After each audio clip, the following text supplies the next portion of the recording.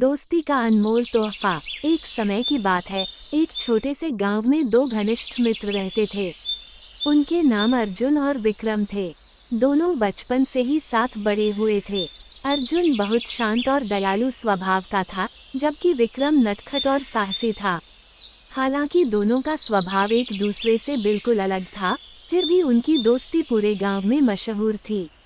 गांव में नई समस्या। गांव शांतिपूर्ण था, लेकिन एक दिन एक बड़ी समस्या ने वहां की शांति भंग कर दी।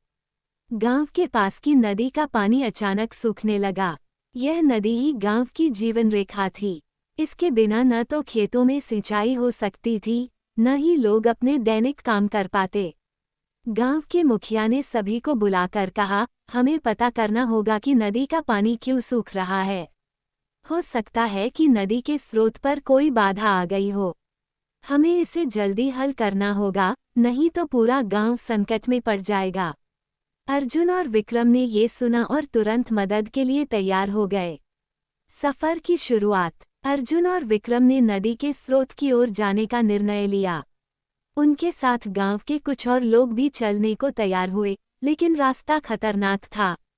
कई लोगों ने डर की वजह से वापस लौटने का फैसला कर लिया।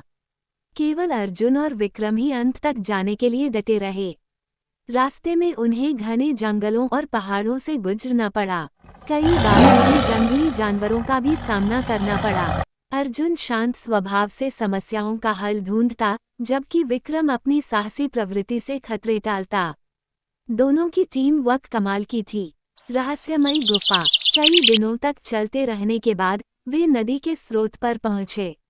वहां उन्होंने देखा कि पानी का बहाव एक बड़ी चट्टान से रुक गया था। उन्होंने सोचा कि अगर इस चट्टान को हटाया जाए तो नदी फिर से बहने लगेगी। जब वे चट्टान को हटाने के लिए पास पहुंचे तो उन्हें एक गुफा दिखाई दी। गुफा के अंदर से हल्की हल्की रोशनी आ रही थी। दोनों ने तय किया कि पहले गुफा के अंदर जाकर देखा जाए। जादुई रहस्य। गुफा के अंदर पहुंचते ही उन्होंने देखा कि वहां एक बूढ़ा आदमी ध्यान की मुद्रा में बैठा था। उसके चारों ओर अनमोल रत्न और सोने चांदी के ढेर लगे हुए थे। बूढ़ा आदमी धीरे से बोला, तुम दोनों कौन हो और यहाँ क्यों आए हो? अर्जुन ने हाथ जोड़कर कहा, महात्मा जी, हम नदी का पानी रोकने वाली समस्या को हल करने आए हैं। हमारे गांव के लोग पानी के बिना परेशान हैं। बूढ़े आदमी ने हंसते हुए कहा, ये चट्टान मैंने खुद यहाँ रखी है। मैं देखना चाहता था कि क्या कोई इंसान अपनी लालच से ऊपर उठकर दूसरों की भलाई के लिए यहाँ तक आएगा। जो भी मेरे इस परीक्षण को पास करेगा, उसे मैं एक अनमोल तोहफा दूंगा। दोस्ती की परीक्षा। महात्मा ने दोनों को अलग अलग एक प्रस्ताव दिया। उन्होंने अर्जुन से कहा, मैं तुम्हें सारी संपत्ति दे सकता हूँ, लेकिन तुम्हें विक्रम को यहाँ छोड़कर जाना होगा। वहीं विक्रम से उन्होंने कहा, मैं तुम्हें अपनी सारी ताकत दे सकता हूँ, लेकिन तुम्हें अर्जुन को छोड़ना होगा। दोनों ने बिना सोचे समझे जवाब दिया, हम एक दूसरे को छोड़कर कोई भी तोहफा स्वीकार नहीं करेंगे।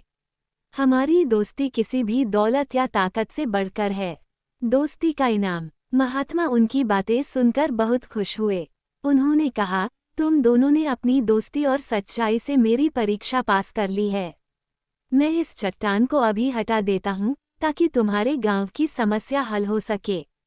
इसके अलावा मैं तुम्हें एक विशेष तोहफा भी दूंगा।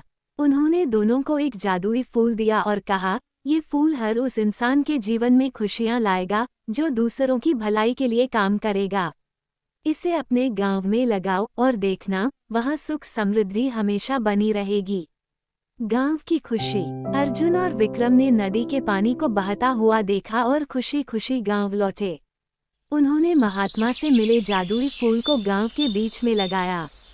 धीरे धीरे गांव में हरियाली लौट आई, फसलें लहलहाने लगीं और लोगों के चेहरों पर फिर से मुस्कान लौट आई। सीख। इस कहानी से हमें ये सीख मिलती है कि सच्ची दोस्ती, ईमानदारी और दूसरों की भलाई का भाव इंसान को सबसे बड़ी चुनौतियों को भी पार करने की ताकत देता है। जहाँ स्वार्थ खत्म होता है, वहाँ खुशियाँ खुद ब खुद आने लगती हैं।